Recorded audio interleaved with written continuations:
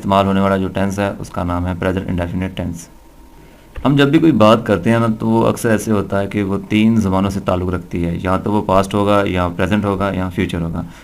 Sometime हम जब future की बात करते हैं तो वो टेंस फ्यूचर का होता है, अगर वो गुजरे हुए ज़माने की बात कर रहे हैं तो वो पास्ट का, अगर मौजूदा वक्त की बात कर रहे हैं तो वो प्रेजेंट होता है। तो ये जो टेंस है इसके जितने रूल्स हैं और वो सारे के सारे प्रेजेंट के ऊपर हैं कि जब भी हम बात करेंगे प्रेजेंट की तो तब हम प्रेजेंट इंडेफिनिट टेंस इस्तेमाल करेंगे। इसके आगे फिर 3 या 4 इसकी डिफरेंट काइंड्स हैं, कंटिन्यूस आ जाता है, परफेक्ट आ जाता है, वो इजी है इंतहाई। अब जो भी हम काम करेंगे टेंस के अंदर उसके अंदर एक्शन होगा, यानी कोई अमल होगा। जैसे कि ये देखें,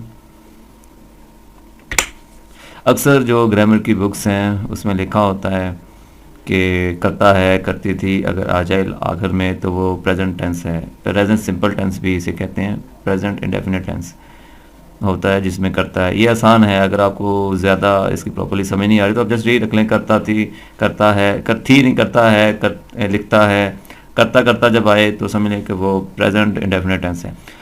अब इसका पहला जो मैंने लिखा है रूल, हम जब भी कोई बात करते हैं तो वो बात पास्ट, प्रेजेंट, फ्यूचर में हो सकती है, इसलिए हमें खुद अंदाज़ा लगाना चाहिए कि वो किस ज़माने से बात है। यही सही पहचान है टेंस की।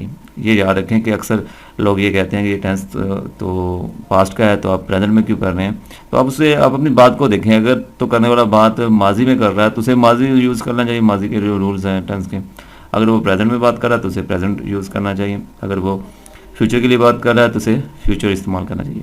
असल ये पहचान होती है। ये तो काम आसान करने के लिए ग्रामर्स में हमने लिख देते हैं कि इसकी जिसके लास्ट में ता है, ते हैं, ता हूँ या ती हैं वगैरह है, तो समझ लें वो प्रेजेंट डेफिनेट टेंस है। अब इसमें हमेशा फर्स्ट वर्ब की फॉर्म लगती है, लेकिन उसके साथ थोड़ा सा गड़बड़ है। वो ये है कि अगर सब्जेक्ट ही शीट है या सिंगुलर है, वाहिद है, तो वर्ब की पहली फॉर्म लगाएं, और अगर वर्ब की पहली फॉर्म के आखिर पर डबल एस आ जाता है, एस आता है, एक्स आओ सी एच एस एच आता है, तो इसके साथ फिर ई एस बढ़ा देते हैं, वरना सिर्फ एस लगाते हैं। ये प्रेजेंट डेफिनेट टेंस का एक रूल है।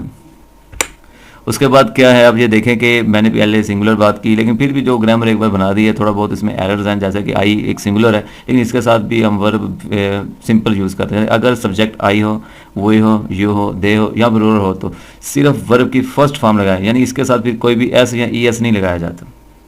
ये कुछ मेन रूल हैं जो आपने कभी नहीं भूलने। अक्सर स्टूडेंट इसी पर मिस्टेक होती है उनकी। अब देखते हैं कि इसमें नेगेटिव बनाने के लिए क्या है। पहले तो जस्ट नॉट लगाकर हमारी जान छूट जाती है, लेकिन इसमें तो जस्ट आपने डू या डस्ट नॉट लगाना है, क्योंकि डू प्लूरल वही जो पीछे है, डजंट यानी कि डू साथ लगता है।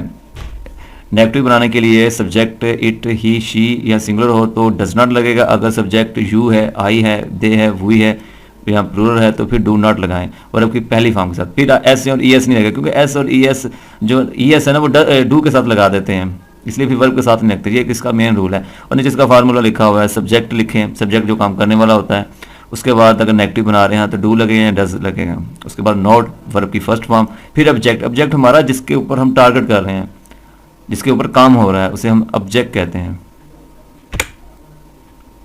अब आता है इंटरोगेटिव सेंटेंसेस बनाने के लिए सब्जेक्ट के मुताबिक डू या डज को शुरू में लिखें।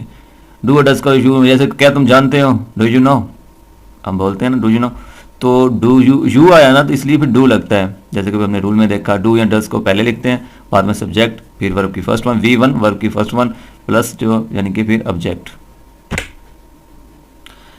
अब आते हैं W से स्टार्ट होने वाले वर्ड्स, लेकिन फिर भी एक वर्ड्स रह जाता है, जैसे कि हाउ, मैनी, हाउ, ये हमेशा शुरू में लगता है। Why, when, where, how, whose, whom वगैरह अगर अल्फाज आते हैं तो इसको हमेशा फिक्रे के स्टार्ट में लिखते हैं।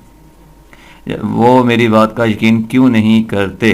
वाई, अब रूल आ गया, why do they not believe me, तुम हर रोज़ कहाँ जाते हो। Where do you go daily, तुम कहाँ डेली जाते हो, हर रोज़ तुम कहाँ जाते हो। ठीक है, चलें अब इसकी मेरा ख्याल है प्रैक्टिस कर लेते हैं। वो हर रोज़ शहर को जाता है, जाने का वर्ब क्या होता है, गो, वेंट, गॉन। यहाँ पर फर्स्ट फॉर्म लगेगी, और आप देखें कि सब्जेक्ट जो है हमारा वो सिंगुलर है, यानी कि ही है, तो जो गो के साथ ई एस लगा दें, क्योंकि ओ के साथ ये ख़त्म हो रहा है, ओ अगर आए लास्ट में तो हम ई एस साथ लगाते हैं। फॉर वॉक डेली, के लिए वॉक, वॉक के लिए डेली हो जाता है हर रोज़। उसके बाद आता है देखिए अक्सर लोग, मैंने अक्सर कुछ लेक्चर्स भी देखे हैं, वो फजूल से रूल करवाते रहते हैं, ये कर लो वो कर लो, मेन मेन आपको आ जाए, वोकैबरी आपके पास हो, आप बोल भी सकते हो लिख भी सकते हो, तो परेशान होने की बात नहीं होती। ज़्यादा से ज़्यादा प्रैक्टिस करें, वोकैबरी याद रखें कि वही आप ज़्यादा करें याद जो रोज़मर्रा इस्तेमाल होती है। दूसरी वोकैबरी का क्या फ़ायदा, जैसा कि इसकी मिसाल ऐसे है कि आपको अगर टैंक का गोला बनाना आ जाता है, ठीक है, तो टैंक का गोला बनाना आता है, बड़ा काम जी, वाह भी वाह, आप टैंक का गोला बना लेते हो, लेकिन टैंक ना कभी जंग होगी ना कभी वो गोला इस्तेमाल होगा। हमारी जितनी भी ये कोर्स होते हैं इसमें से ऐसे अल्फाज होते हैं रोज़मर्रा इस्तेमाल ही नहीं होते हैं, कुछ होते हैं कुछ मोस्टली होते ही नहीं, तो वो वोकैबरी हमारी यूजलेस पड़ी रहती है। अगर किसी को लिख कर भी दे दें तो अगले बंदे को समझ नहीं लगती। इसलिए कोशिश करें कि आसान तरह आसान अल्फाज इस्तेमाल करें, क्योंकि हमारा मकसद ये नहीं होता कि अगले बंदे को थोड़ा बहुत आपने ये दिखाना कि मुझे इंग्लिश बहुत ज़्यादा आती है। हमारा जस्ट ये मकसद होता है कि बात प्रॉपर्ली अगले तक पहुंच जाए, प्रॉपर कम्युनिकेशन या इफेक्टिव कम्युनिकेशन होनी चाहिए, ये नहीं कि अगले बंदे को परेशान कर दूँ। तो हाँ, कभी सम टाइम अगर आप कोई एमए इंग्लिश के पेपर दे दें तब तो आपको हैवी वोकैबरी इस्तेमाल करनी चाहिए, अदरवाइज़ आम रूटीन में एक प्रॉपरली एक डिसेंट सी वोकैबरी इस्तेमाल हो जो आम रोज़मर्रा में जो अंग्रेज़ इस्तेमाल करते हैं। हम हर रोज़ अखबार पढ़ते हैं, वी रीड न्यूज़पेपर डेली। अब रीड लगा है, सिंपल फर्स्ट फॉर्म, न्यूज़पेपर अखबार को कहते हैं, डेली यानी कि हर रोज़ वी रीड न्यूज़पेपर डेली। उसके बाद आता है असलम ईद पर नए जूते खरीदता है। असलम बायज, एस साथ लगा, वर्ब के साथ, फर्स्ट फॉर्म है, new shoes on Eid, Eid पर खरीदता है। उसके बाद आता है गरीब आदमी मुश्किल से, अब मेरी कुछ इतनी उर्दू अच्छी नहीं है, गुजर बसर लिखा होगा या गुजारा बसर लिखा है, चलो जो भी है, मतलब कि मुश्किल से गुजारा वो करता है। द पोर मैन लिव्स, रहता है, from hand two month, hand two month तो नहीं, माउथ लिखा हुआ है, तो जो गरीब आदमी है वो रहता है, अब देखो वर्ब फर्स्ट है, कहाँ से रहता है, हैंड टू मंथ, ओ माउथ है, वैसे हमेशा मंथ पढ़ जाता हूँ, माउथ यानी हैंड, इससे मुराद क्या है, मुश्किल से गुजारा। अब इसकी लफ्ज़ी मतलब करो, ये कुछ इडियम्स बीच में आ जाते हैं, तो हैंड टू माउथ, इससे मुराद मुश्किल से गुजारा बसर कर रहा है, ठीक है। ये लड़का हमेशा शोर करता है, अब इसका ये शोर का कोई वर्ब नहीं है अभी तक हम लोगों को मिला प्रॉपरली, तो इसलिए हम फिर क्या करते हैं, किसी वर्ब का सहारा ले लेते हैं। दिस बॉय ऑलवेज, हमेशा, ये हम पहले लिख लेते हैं हमेशा अक्सर, ये आप जब बार बार फिक्रों की ट्रांसलेशन करोगे तो आप एक्सपर्ट हो जाओगे इस मामले में। दिस बॉय, ये लड़का, ऑलवेज, हमेशा, मेक्स, बनाता है, आ नॉइस, आ नॉइस, शोर बनाता। अब वही जो लड़का हमेशा शोर करता, बात एक ही है। तुम झूठे बहाने बनाते हो, लाइम एक्सक्यूजेज, झूठे बहाने को हम कहते हैं लाइम एक्सक्यूजेज, वो नहीं है कि एक्सक्यूज मी, इसका मतलब क्या होता है, झूठे बहाने। यू मेक, तुम बनाते हो, लाइम एक्सक्यूजेज, सिंपल है ये भी।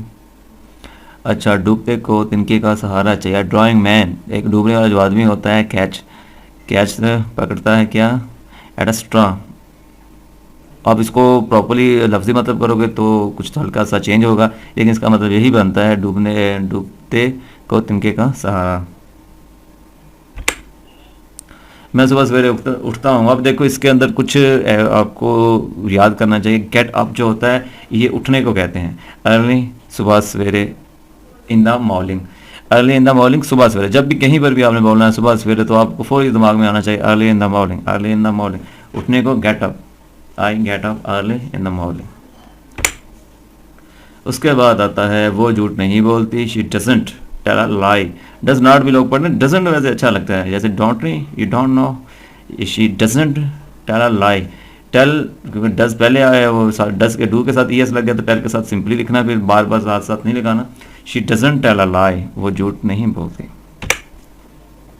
क्या वो बालों में कंघी करता है, इसकी इंग्लिश बनेगी does she comb, b silent है इसमें, does she comb her hair, क्या वो अपने बालों में कंघी फेरती हैं।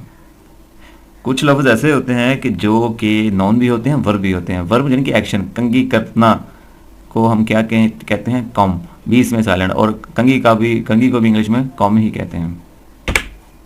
अब आ जाती है इसकी एक्सरसाइज, इसकी एक्सरसाइज अच्छी तरह से देख लें, और सॉल्व एक्सरसाइज आपको नेक्स्ट लेक्चर में मिल जाएगी। और ये इसके नेक्स्ट सेंटेंसेस हैं, टोटल 20 सेंटेंसेस हैं, अगर आप इनको अच्छी तरह से कर लें दैट्स इनफ नाउ, यानी कि काफ़ी हैं आपके लिए। चलें फिर हम नेक्स्ट लेक्चर पर चलते हैं। ओके, अल्लाह हाफिज़।